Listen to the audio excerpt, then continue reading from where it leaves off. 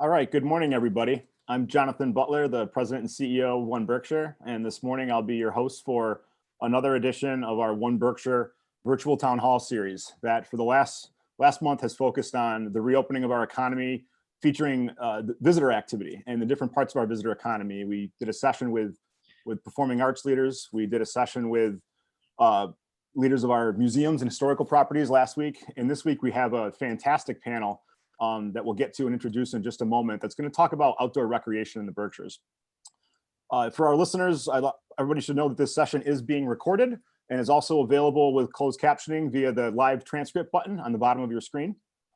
This is also being simulcast on Pittsfield Community Television and will be replayed through a variety of different channels in the coming weeks, just so we can get more people the opportunity to hear what's discussed today.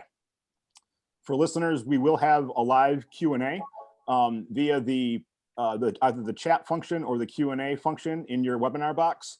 And you can submit questions on a rolling basis. We'll get to them if we can, or some of our panelists might respond to them directly. And then ultimately for our format, we'll probably have this discussion for 45 minutes. We'll try to get to as many of the questions as we can, and we'll wrap up by 11 o'clock. So with that said, outdoor recreation has been a big thing in the past year. The Berkshires has actually been exploding with activity at our outdoor sites, our hiking trails, our beautiful outdoor properties, a lot of our outdoor active recreation properties. And we expect that's going to continue this summer and beyond. So we have a panel of experts, along with our state senator, who's an outdoor recreation expert himself, that we would like to introduce. And I'm going to actually turn to each of you, unless you introduce yourselves, if we can open up the panel. So why don't we start with Senator Hinds works closely with us at One Berkshire and has for years, and is one of the most active outdoor rec enthusiasts that I know in the Berkshires on a personal level. I know he's all over the hills and the mountains on his skis and on his bikes. But Senator, can you introduce yourself? All right, good morning and hi everyone and everyone attending. It's true, Franklin County got a lot of credit in my mind yesterday. I attended a meeting and they knew I liked biking, so they said, and then we'll invite people and we'll go on a road bike around the hills with you. And so I noted on social media that hopefully that's one of the things that stays with us post-COVID, the notion of outdoor meetings and maybe going for a walk instead of sitting in a boardroom to discuss matters. So that's kind of interesting. So yeah, thanks for introducing me and inviting me. State Senator Adam Hinds. I cover all of the Berkshires and 20 towns to the east. So it's the 52 westernmost towns, and I think by nature it's a rural area, but in large part, and it means that we've been really working hard to say, what are the comparative advantages that we have as our economy has shifted, and outdoor rec keeps coming up for a couple of reasons. Wait, I'm not talking. I'm just introducing myself. Sorry, Fine. I get so excited. So nice to meet you, and I can't wait for this talk to continue. Well, we'll have plenty of opportunity to hear more from you, Senator, and we look forward to it. I also want to just, before I turn to our next panelists to introduce themselves, I just want to acknowledge that both State Representative Tricia Farley-Bouvier and State Representative John Barrett have logged on as listeners for this webinar. So I thank you both, and I also thank you both for your continued advocacy for this part of our economy, outdoor recreation, and just our health and safety in the Berkshires in general. Why don't we turn to Mindy? Hi, good morning. My name is Mindy Moralia. I'm the founder of Berkshire Camino. We had a soft start last year during the midst of the pandemic, meeting the needs of people who wanted to get outside and have a safe way to be out in nature. And this year we're launching our second season, which sort of feels like season 1.5. Much expanded offerings, and I'll tell you more about that as we get further along. But basically this idea is inspired by my 2 pilgrimages on the Camino De Santiago in Spain. And so we've created an experience that overlays that onto the Berkshires with town-to-town walks around towns and journeys. Great. Well, thank you for joining us, Mindy. We look forward to hearing more. And Berkshire Camino has definitely been an exciting addition to our economy here in the Berkshires. We have 2 leaders in the land stewardship side of outdoor recreation. Jenny, would you like to introduce yourself? Absolutely. I'm Jenny Hansell. I'm the president of Berkshire Natural Resources Council. We've been around for something like 55 years, and we like to say that we are the only organization that does land conservation throughout the entire Berkshires, but only in the Berkshires. So we are responsible for something like 24,000 acres of conserved land throughout the county, of which half of that we own. And on 56 different properties that are open to the public, free for all kinds of passive recreation, walking, fishing, hunting, and so on. We have over 60 miles of trails, including 3 accessible trails that can be walked on with wheelchairs and walkers and strollers. And that's something that we're really excited to keep pursuing. Sorry about my phone. I know there's a way to turn it off, but I don't know how to do that. And we do a lot of community programming as well. One of our goals is to introduce people to the outdoors who might not be so familiar with it or as comfortable going on hikes or walks through the woods. And so, of course, we also are working on our High Road project, which we'll talk about as we go along. Great. Thank you, Jenny, for joining us this morning. And we definitely look forward to hearing more about the High Road. Brian. Good morning. I'm Brian Cruey, and I am the director for the Southern Berkshires at the Trustees of Reservations, which is a statewide organization that conserves and protects special places across the Commonwealth. That includes beaches, campgrounds, historic homes, and lots of recreational properties, including 8 of them that I manage here in the Berkshires. So that includes Ashantilly, Terringham Cobble, the McClendon Reservation, Monument Mountain, one of our most popular outdoor recreational hikes, and pretty well known throughout the county, Bart's Cobble in Sheffield, Mission House in Stockbridge, and also Namkeg Public Garden and Historic Home in Stockbridge. Fantastic. So many beautiful properties the trustees maintain and make available to us here in the region. So thank you all for joining us. Thank you for the work that you do. And let's just jump right in and start talking a little bit about some things. The first topic that we wanted to cover sort of within this conversation was just what's been happening in the last year. At One Berkshire, we've always had a component of our marketing in talking about the Berkshires that focused on the outdoor experience, but we've really accelerated that in the last 4 or 5 years because of the expansion of what there is to do with outdoor recreation, because of increased interest. We've actually been seeing younger visitors to the Berkshires, younger families visiting the Berkshires in recent years. And the pandemic, it really seems like it really started to shift some of those things. And one of the kind of subsectors of our economy that in many cases seem to even expand in the past year is outdoor recreation. So I'd love to hear about some of your experiences or thoughts about that from the last year. And maybe Jenny or Brian can start us off with just kind of what you've been seeing and feeling in your properties. Yeah, I'd love to jump into that because, like all of us, we did not know what to expect. When the shutdown came, it was kind of a shock. And so the discussion in the first couple of weeks was, or the first couple of days was, how do we keep ourselves safe? But then we realized that walking in nature was literally the only thing people could still do. And it became incredibly important to find ways to keep our trails open from day one. And I know other entities, I'm sure Brian will speak to the challenges that trustees had where they had buildings and bathrooms and kinds of facilities to deal with that we didn't have to worry about. So we were able to do that. And what happened was just a huge, huge influx of hikers and walkers and visitors. We always used to say we're the best kept secret in the Berkshires. Well, that is not the case anymore. People discovered us. We put up signs about distancing with a picture of the bald eagle, which has a 6-foot wingspan, right? Keep yourself 6 feet from other people. And so I started getting phone calls and emails and letters from people saying, thank you for giving us this gift of a place to go and a place for kind of serenity and peace and, escape from our fears and all of that. Now, along with that meant overflowing parking lots and people parking on the roads and neighbors getting concerned and, dog poop along the trails to a degree we hadn't seen before. So one of the ways that we're thinking about it is, of course, we're curious to see if this will start to tail off a little bit now, and it has a tiny bit, but really not.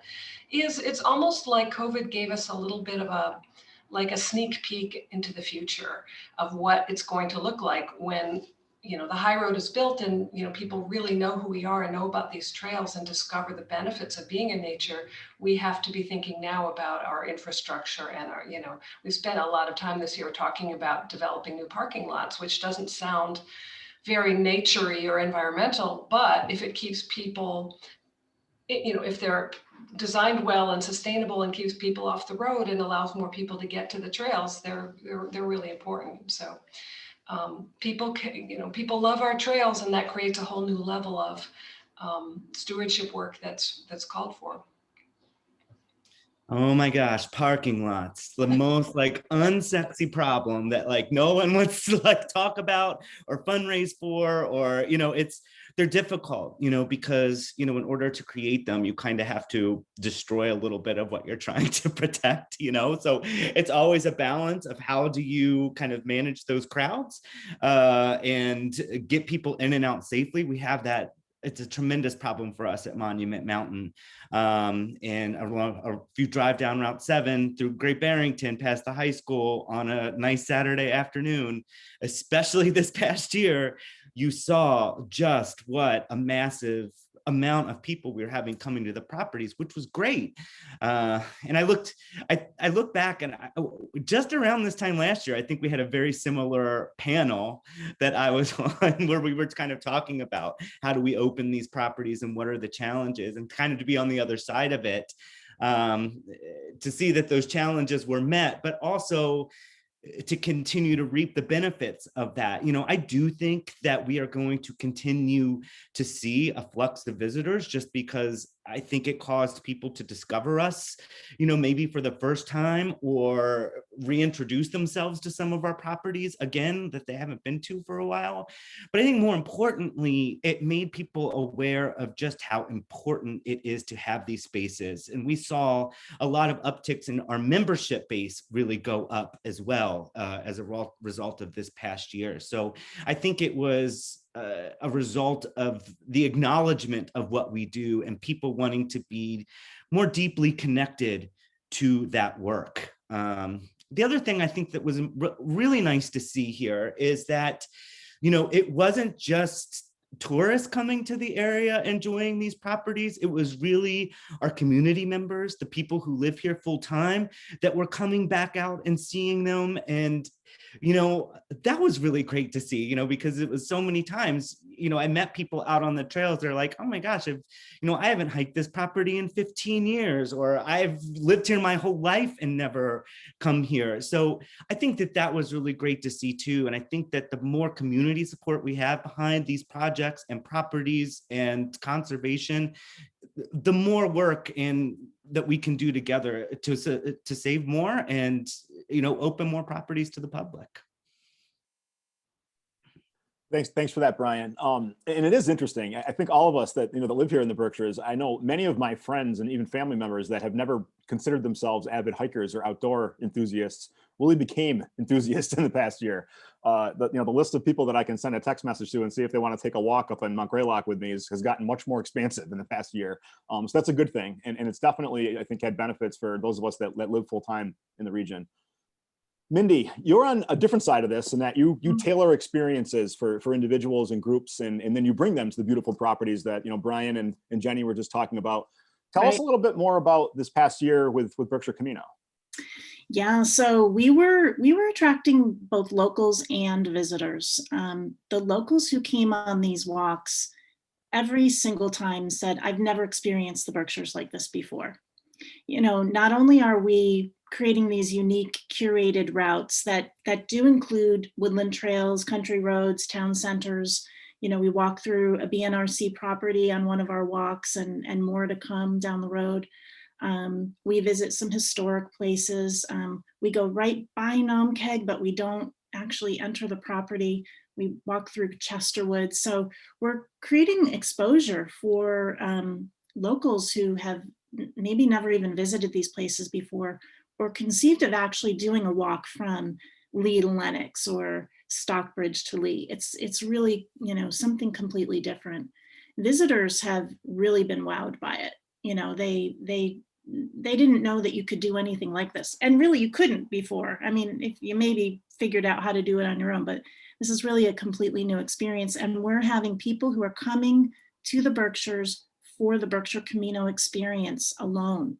It's not just people who are hearing about it and then saying, hey, let's do that thing. I mean, I want everybody, right?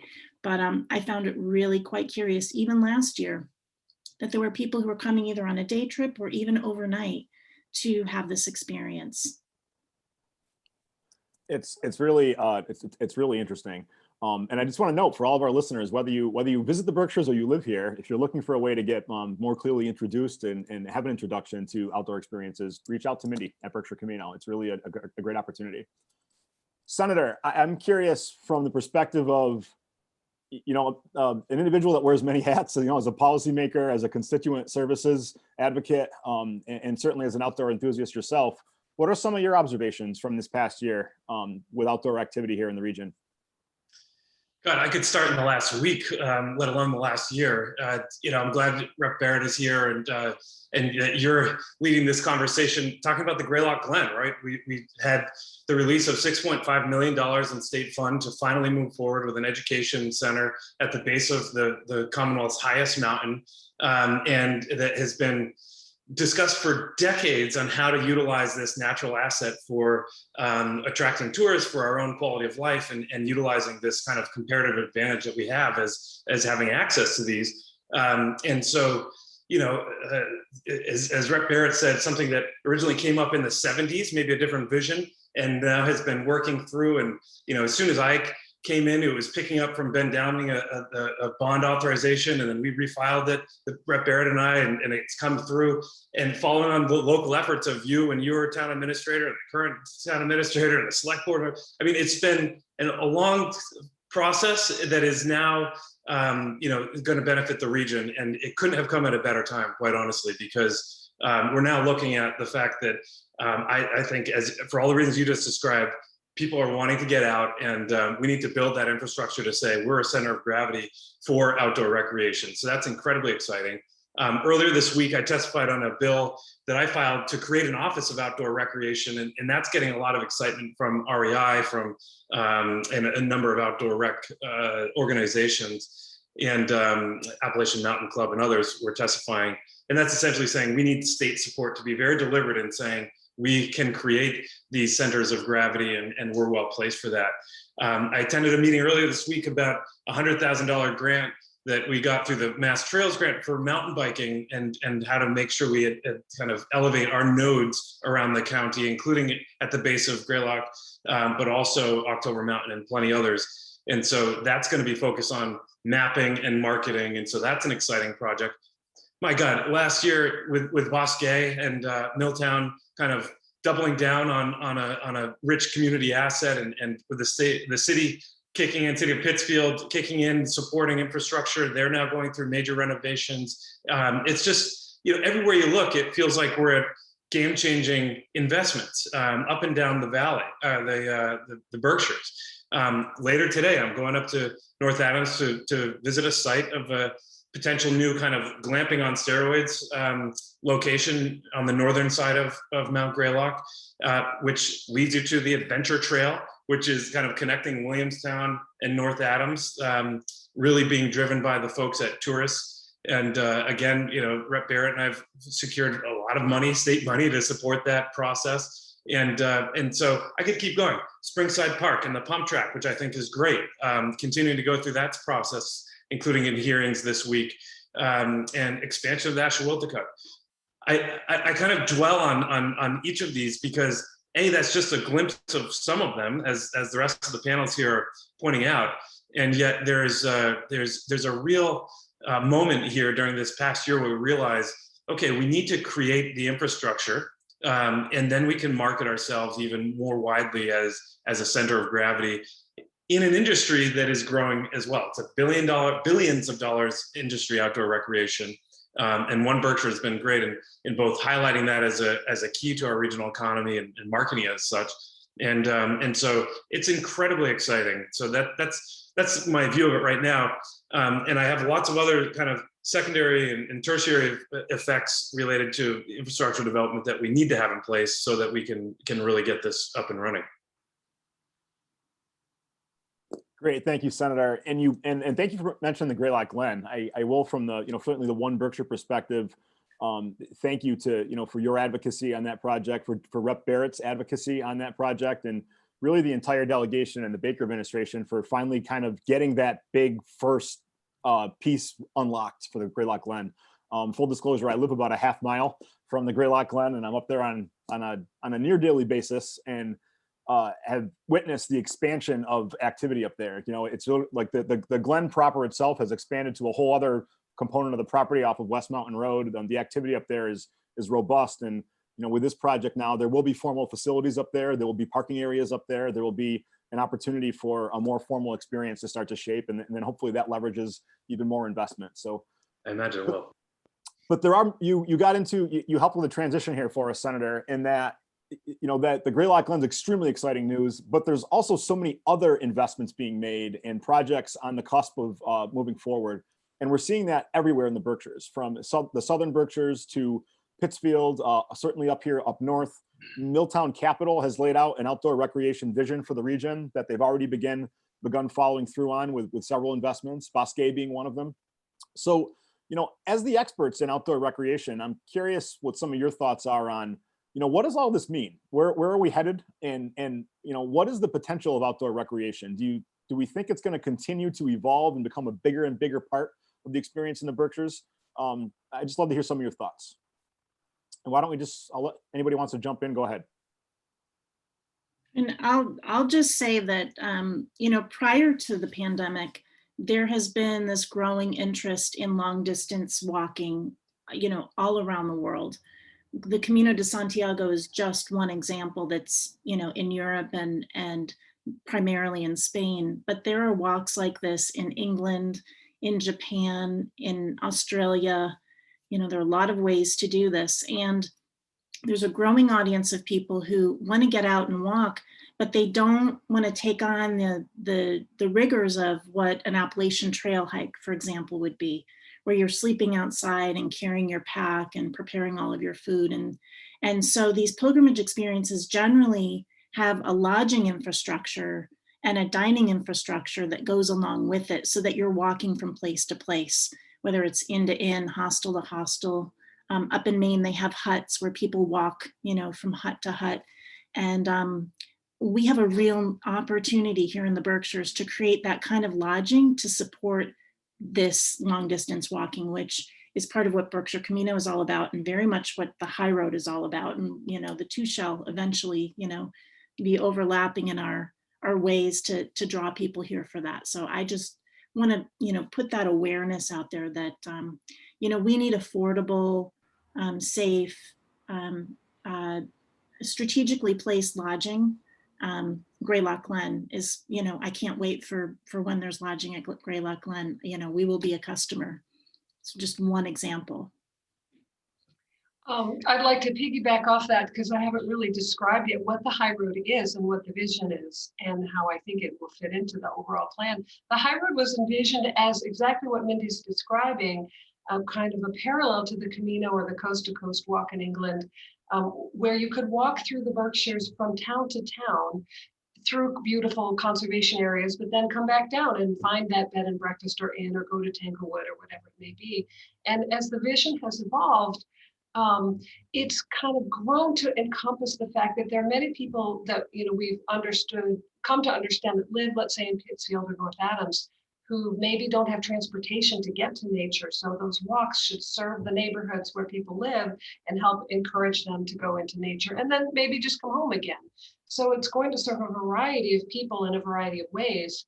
And a high road route might ultimately be, walk this BNRC trail and then go from there into a state forest for a while, and from there back onto another BNRC trail, or an Audubon trail, and then end up in another town.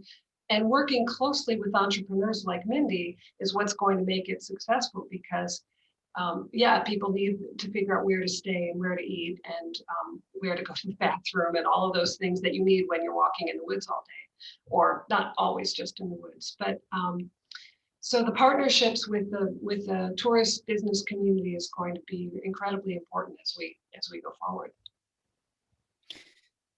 Yeah, and I think that just to kind of add to that, some of this growth that we've seen, it also made us very aware of some of the challenges we face, in being more accessible to more people, so it's, there's a lot of the infrastructure that we always are kind of looking at, but, also, what properties of ours are on bus routes, like how can we make ourselves more available to people who don't actually live near a property, don't have transportation to get to one of these sites.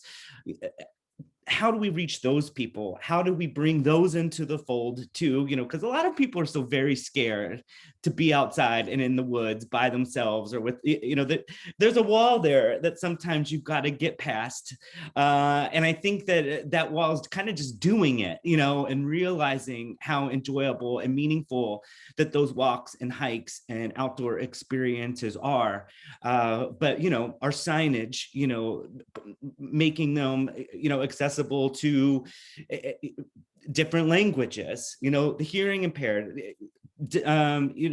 people with disabilities, Namkeg is on the side of a mountain, as is most of our hikes around here, so how do you provide experiences for people with different needs, so that they're getting the same benefit, and that we're really expanding the circle of who is able to participate and come and learn and enjoy these properties.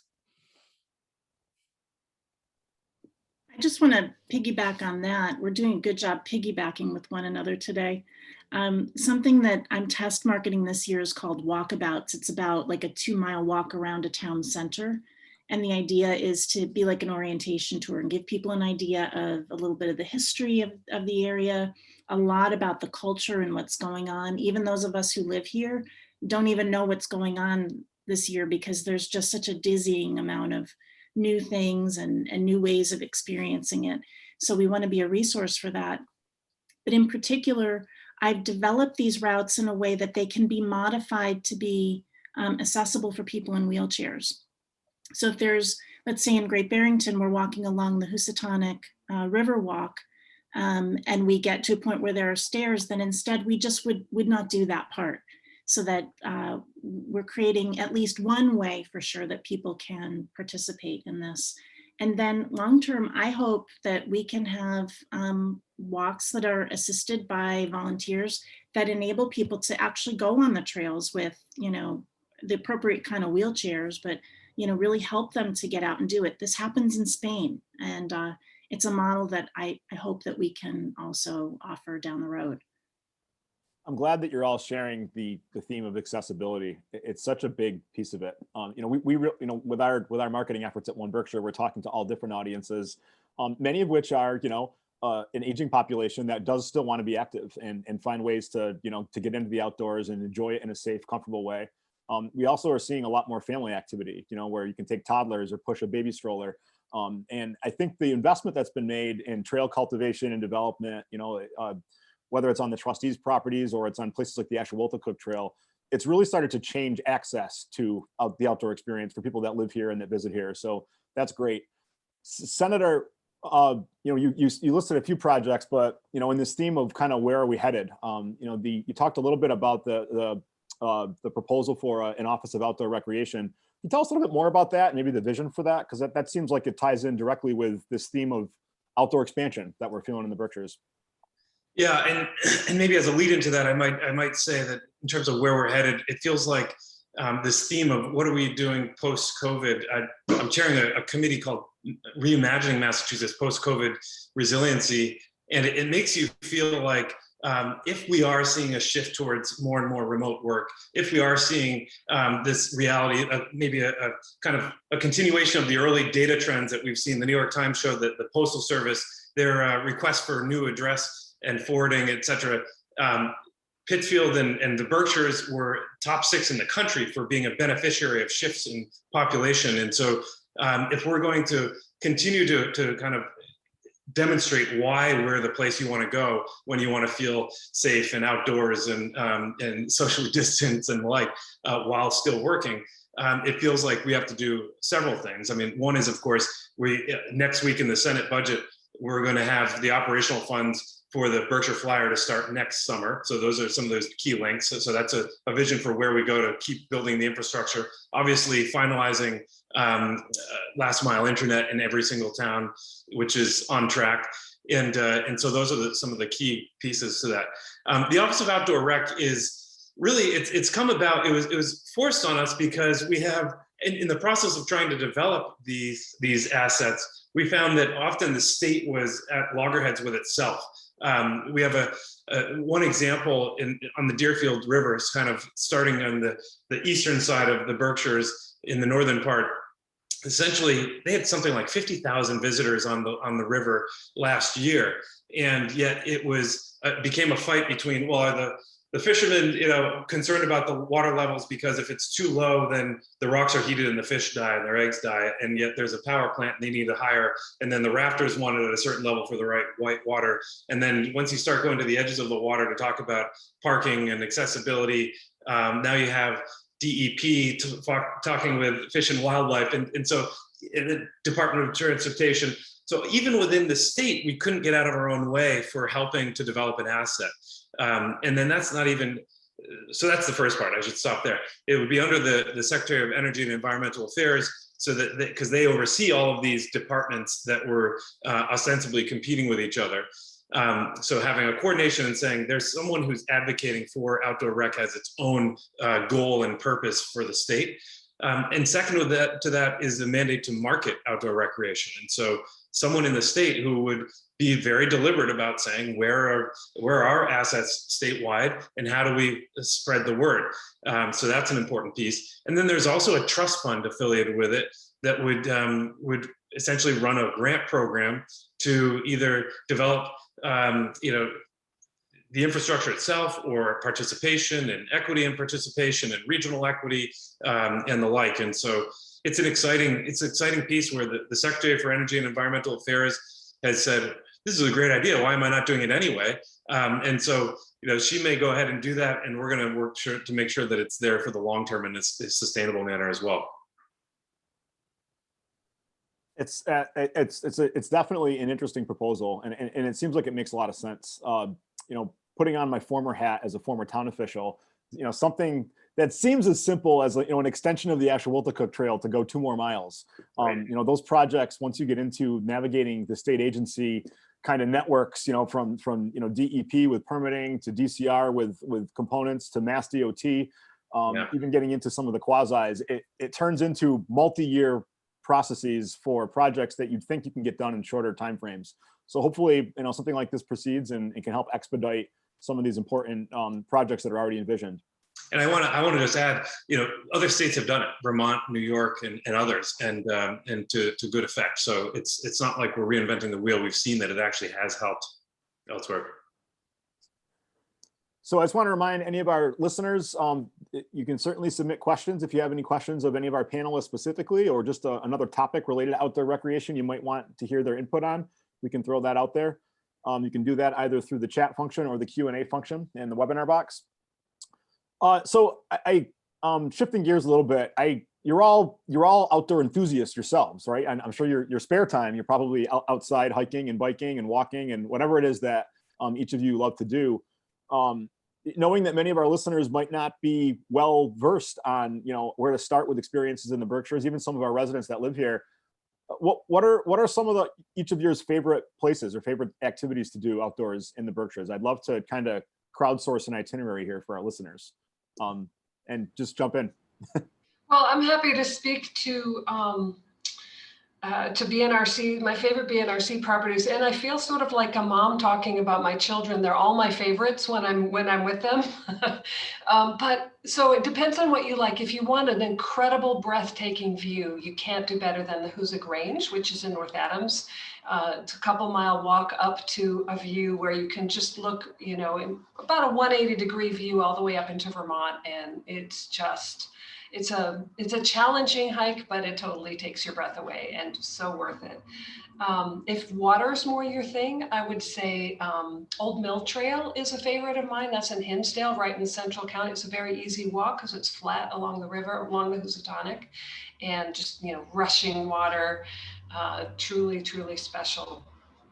You just feel you're not far from the center of town, but you feel like you're out, just really out in just a quiet, beautiful place. So those are two of my 56 favorites. I would say, so Trustees properties, Bart's Cobble is great. It has a little bit of everything just tucked right into like the corner pocket of Southern Massachusetts along the Connecticut border. Stunning views that you don't have to do a very vigorous hike to get to. It's very easy. It's just a cut path through a grass field, and it's gorgeous. It's also right along the Housatonic River, and there's an incredible variety of plant species that are growing there, rare species due to the geological nature of the property. Non-trustees property, I would probably say my favorite is Umpuccini Falls down in Southfield. If you have younger kids and who are curious and love to explore waterfalls and in a safe way, it is a really fun place to take my nieces and nephews every time they're here. It has to include a trip to Umpuccini. So I really love that property down there. And then I think that also Ashantilly Gardens in Tyringham, another trustee, I'm going heavy South County on you here, but it is another really fun kind of out of the way place that not many people know about, but just a beautiful garden that leads to a trail to the top of the hill where an old mansion used to stand, and there are still the ruins of that there. So it's really spectacular and a very special place. I can relate to having favorite children. I have right now there are 6 Berkshire Camino routes and more coming in the northern part of the region later this year. But I guess if I had to tell people to pick one, it's hard, but I'd have to pick Lee Lennox. It's so cool because you start in downtown Lee, and we visit High Lawn Farm, and we have a baby cow there this year named Camino. I like to call her baby Camino. She's our cow scot for the year. So we go into the nursery and we see the calves and visit with our little cow. It's just a sweet thing. And you can visit the Farmstead Creamery store at the farm. And then we continue on to the backside of Laurel Lake, and then we walk through a woodland trail up to the mountain, and then we walk through the gardens there and just expose people a little bit to what that is. And then we continue our walk into downtown Lenox, and you stop there and have lunch. So it's just a really great day. And in the fall, well, probably starting, I'd say around August, we're going to be introducing some walks on Mount Greylock. And what's going to be great about this is, even though a lot of locals know how to hike at Greylock and how to spot cars and, one place lower on the mountain and then maybe up at the summit, but that's hard for a lot of people, particularly visitors. So we'll be using our van to be able to transport people. So they'll actually be able to do a summit walk. We'll have them park at the top probably. We'll drive them down to some, stage where they can then walk up at, the pace that they want to walk, and then they get back to their cars. And I think that's going to be something I'm excited to offer, because I know even a lot of local people want to be able to do that and just don't necessarily have a way to get back to the car. For me, I'm a Pittsfield guy. I'm a state guy. So the Pittsfield State Forest is my go-to. What I just love about the Berkshires, and it includes what I experienced in Pittsfield, is it's a city of 45,000 people, and yet we have a ski resort, one of the largest state parks, lakes for kayaking, roads to ride on, and so there's a lot of mountain biking happening. I have friends coming from outside of the region tomorrow, so we can go mountain biking in the state forest. And this winter we started a really cool thing where we go up after work in the dark with headlamps and hike up and ski down the state forest. And so there's just a lot of fun activities that folks, even I see in the attendees out in Ogden, a lot of biking around, road biking and mountain biking.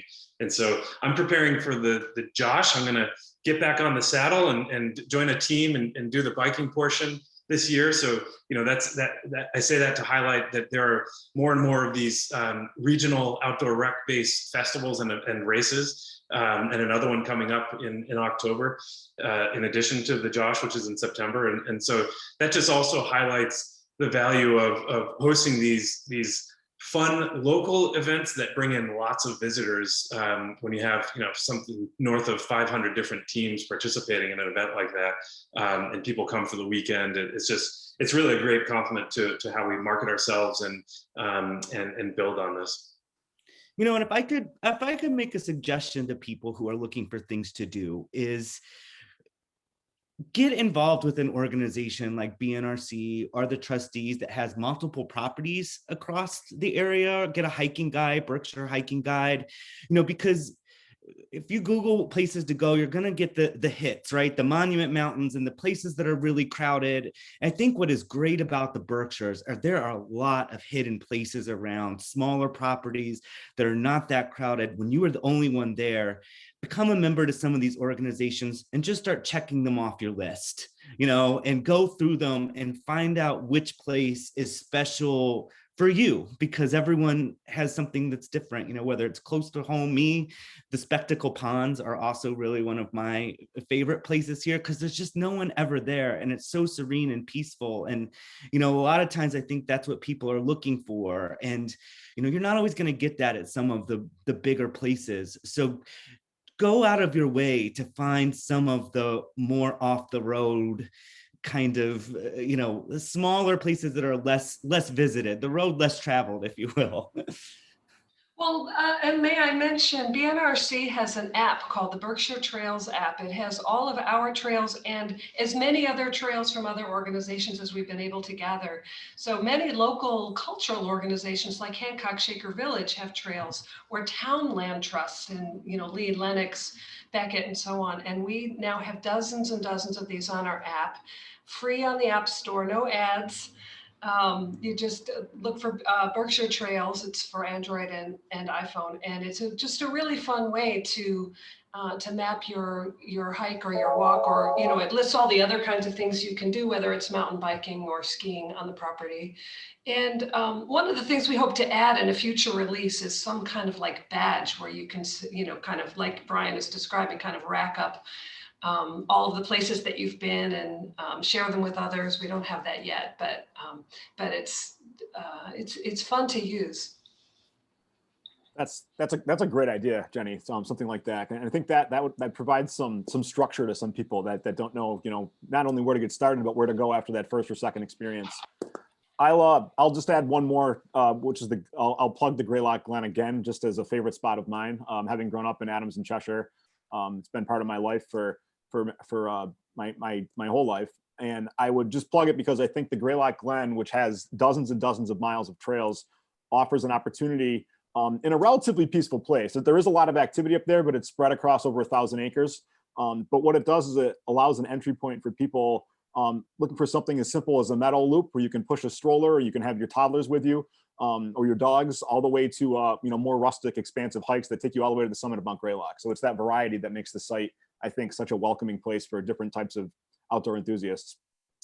Building on that, we have a question in the chat box, and I am someone that often hikes with my dog and is always conscious of which places are dog friendly or which places are more accommodating to dogs. So asking the experts, what are your thoughts on for people that are looking for safe and animal friendly experiences outside? What are some of your suggestions? Well, at the moment, dogs are allowed on all our properties, and our official policy at the moment is as long as they're under your control, you're following local leash laws, which of course you don't necessarily know what they are because each town's might be different. But we're also, again, with this increase in usage comes an increase in the impact of dogs. For example, at our Hollow Fields property in Richmond, there are a rare bird called bobolinks that nest in the grass, and dogs might run into the field and disturb the nest. So we are actually, for the first time ever, putting up signs requesting people keep their dogs on a leash when they walk at Hollow Fields. The more people, the more dogs, the more opportunities for issues to come up, clashes between dogs or people who, big friendly dog jumps up on you with their muddy paws, and that's not what you're there for. So we are thinking hard about how to keep that experience positive for people with dogs, because, of course our dogs love to run, and my dog would never do anything bad, as you know, and everybody feels that way. But and yet to sort of balance the impacts on nature, because there's, you know, their droppings contain bacteria. They can carry seeds of invasive plant species into the woods. You know, there are really real impacts that we are trying to balance with the need for people to have a place to go with their dogs. So bring your dog to BNRC properties and just, you know, be wise about their impact. So here's a fun fact for you. About 60% of the rescues that happen on Monument Mountain are dogs, because they get too close to the edges up there. They chase an animal over the edge and they fall off some of the ledges up there. So keeping your dog on a leash on some of these more precarious hikes is really important for not just your safety, but the safety of your dog. And I would say, just before you go to any property, just check and make sure what their policy is for dogs, because, you know, as far as the trustees are concerned, we are very dog friendly. We try to allow dogs whenever we can. We do request that they always, you know, for the most part, are on a leash. But depending on the type of conservation that you're doing on a property, you know, there are certain restrictions. The bobolinks, there are a lot of fields that we manage for bobolinks as well, and you know, we'll sometimes say no dog. Bart's Cobble is a no dog property for us, just because of the delicate balance of the ecology there. If we do have too much impact, it can disrupt that, and we don't want to do that. You know, we're a conservation organization, and the ecology of some of these places are just as important as the human interaction that takes place there as well, and the recreation. So I would just say, just always do your homework, always check, be respectful. Picking up poop and putting in a bag and also leaving it on the trail is not picking up. You got to take that with you, please.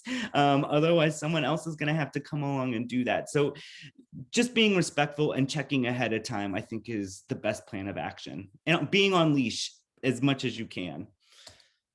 I think those are some great tips for our listeners that are looking to get out with their dogs. And I would echo the same thing. Bring your bags to clean up after your animals, and follow the leash rules, and just respect other people's safety and comfort level with your dogs as you interact with them on the trails.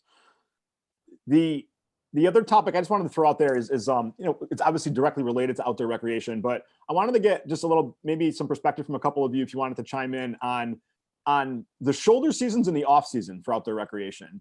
We're always obsessed with those seasons at One Berkshire, because we want our, you know, we want our economy to expand beyond peak season and summer season, and it does. You know, I like to argue that we're a much more full 4 season visitor economy than some other more seasonal places in Massachusetts, and outdoor recreation is a big anchor for that. So, you know, with investments that have been made, you know, Senator, you mentioned Bosque.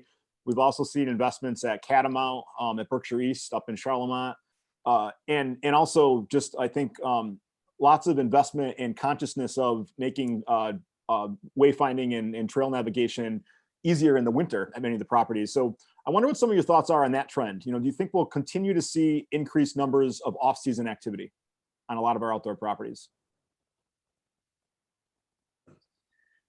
Since I've kind of solidified myself as a mountain biking person, you know, there are evolution taking place even within some of the sports, including you know, fat bikes and using those year round. But we've also seen an insurgence of just kind of in skiing and snowshoeing. I would say what's interesting when I think about these things is how do you create a kind of a landscape, not a natural landscape, but a kind of visitor's landscape that allows for an entire family to have different activities. So if part of your family wants to go skiing at Chimney Peak, what do you know, is Massimoka open? Because maybe other family members will want to go there if you're visiting from outside. And I often like layering the options. You mentioned, you know, Berkshire East, and they kind of deliberately are kind of kind of trying to make a link into North Adams for that reason, among others. And so, you know, I think that's one way I look at it is how do you layer the various activities, and in the wintertime, that's an important piece. And so kind of the indoor and outdoor pieces that complement each other. I think our shoulder seasons are our greatest opportunity for growth here, just because I think that we are going to see that this shift that people are making here is more permanent. Hopefully they will be coming here more and living here more. And, when we started adding programming at Namkeg to our shoulder season, the Daffodil and Tulip Festival, Pumpkin Trail, Winter Lights, I mean, it was incredible for us, like we were accessing the people who lived here that were still looking for things to do, and it was incredible, and I think that especially in this year of COVID, which has been 15 months now, 16 months, it has been a whole year where people have been looking for things to do. They did see the value of being outside, in the fall and the winter, and looking for those activities and different places where their children can learn as part of in at-home learning. What were those opportunities? So I think that really expanding on what we provide and how we let people access our properties year round is going to be a real opportunity for everyone here. And I think that'll trickle down throughout all of the other supporting industries as well. Great. Well, thank you. Thank you for that. The continued opportunity with our shoulder seasons and winter season, though, is definitely exciting. It's also keeping more people working, creating more of a ripple effect for our restaurants and our retail shops and some of our downtown business activity. So those are all really positive trends right here for us in the Berkshires. So we're coming up on 11 o'clock. It's 10:53. We always like to try to conclude these virtual town halls by giving you all a chance for kind of a closing thought. Whether you want to share something else that we didn't get to today, or just plug some more information about your organizations. But why don't we go around the horn and with a closing thought, and we can start with Mindy. Sure. So just to sort of summarize it, we've got a couple of different ways to engage with Berkshire Camino, from a 1 hour walkabout in a town center to a half-day walk, which is usually somewhere between 6 and 8 miles. Takes anywhere between 4 and 5 hours. And then we have multi-day journeys that are coming in the fall, which will be taking each of the segments that we have and putting them together so that day after day you're on that progressive journey. And what I would like our viewers to be aware of is that this is a really great opportunity for solo travelers. I've been doing research on this, and as a solo traveler within the Berkshires and having solo traveled out in the world, I know the importance of creating an experience that's really welcoming and safe and easy. So for those of you guys that are, listening and thinking, wow, I'd love to go out and get out, but I don't have a partner, or I don't have family, and I'm all by myself, and that seems overwhelming to go out in the woods alone. Yeah, it is sometimes to feel that way. Even I can feel that way. And so we're creating a community experience, and hope that everybody will, feel safe to do that. Thanks, Mindy. Jenny? Yeah, I love that vision of being so embracing of people. I think one of the things I'd like to say about BNRC's trails is, you can have such a wide variety of experience on our trails or anybody's in the Berkshires. You can walk for hours deep in the woods, you can climb and really work out, or you can just sit at a picnic table near the parking lot and eat your lunch and just enjoy the bird songs and just sort of take a breath and get a break from whatever your day is like, or just a quick loop around at lunchtime. And I love that we can provide sort of something for everybody, and all over the county, as well as all different kinds of outdoor experiences. And I keep saying walk, but of course people do cross-country ski or mountain bike or any number of different things on BNRC trails. So check them out. Thanks, Jenny. Brian? I would say just a piece of advice to everybody out there that, I think just the trend is going to continue for, hiking and, outdoor recreation properties aside. The trend for time ticketing and reduced capacities is probably going to continue for a little bit here. I think we'll be able to welcome more people, but do your homework. Make sure that if you want to do something that's a program that requires a ticket, you find out when those go on sale and you get them early, just because things do really fill up and sell out fast, especially with so many more people around and things being a little limited. So just make sure that as you're making your summer plans, you plan ahead and you look and see if things require a ticket or what the capacity is, just because it's still going to be a little tricky, I think. It's getting better, but we're already seeing things sell out pretty far in advance for some of our programming. So just do your homework. Thanks for that, Brian. And I think that's a good tip in general for people looking to visit the Berkshires or experience the Berkshires this summer, is be patient and be aware of what you're heading into. There's a lot more to do this coming summer than there was last year, but we're also still coming out of a pandemic and dealing with other challenges with staffing capacity and things like that. So people need to be conscientious of it. But the Berkshires are still here for you. Senator, you can have the last word. All right. I think we've talked a lot about the exciting developments that we're seeing in terms of the infrastructure, in terms of all the options, the need to market. I think I'll maybe use my closing remarks to emphasize that we have folks participating today that are a part of creating that vibrant ecosystem and an industry that's really adding so much. It's kind of why we're focused on this. It's part of our economy. So Dan Weaver kicked in the chat about the camps, and Holly with tour guides, and I saw Shaban with the Berkshire Running Center. It's amazing this ecosystem that is being created, and it can continue to grow. And that's what's exciting to me, is every time you have a Greylock Glen development, there's going to be an industry that forms around it for mountain bike rentals and restaurants and the like, and bringing people downtown. And that's really a major part of this. And I'm excited to see folks participating in this for today for that reason. And we really just want to make sure that continues to grow. That's very well said. Thank you, Jonathan. Before we hand it over to you, thanks for kind of being a part of constantly driving this industry and this message, and bringing folks together around the county to make sure that we're doing this in a coordinated and strategic way. So thanks for all of your work on this. Thank you. And I would say that, that's spot on. We have to be conscious of the fact that outdoor recreation, it is one of our anchor industries in the Berkshires. And it's an anchor industry in that, as the senator just so accurately explained, it creates sub-economies and other opportunities for different types of businesses to thrive here in the region. And that ripple effect is what makes our economy, continue to have so much potential. So that's a wrap for today.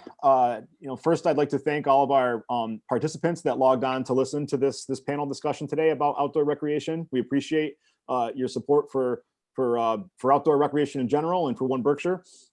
And I also want to thank, of course, our panelists. This was a great conversation. The work that you do is so critical. It creates so many opportunities here in the region that all of us can benefit from. And I just appreciate you taking the time to share a little bit of your expertise and your insight with our audience today. Lastly, thanks to my team for One Berkshire just for putting this together and for helping us out. This has been a great forum, these virtual town halls, for sharing information about what to expect this coming summer and as we come out of the pandemic. And I think that's where we can log off this morning. It looks like the weather this weekend is going to be pretty nice. Tomorrow looks like it's going to be hopefully the rain will avoid us and we'll have a clear day. So I want to encourage people to get out and enjoy the outdoors in the Berkshires, visit a small business, spend some money locally, and be safe and be well. Thank you, everybody. Thank you. Take care.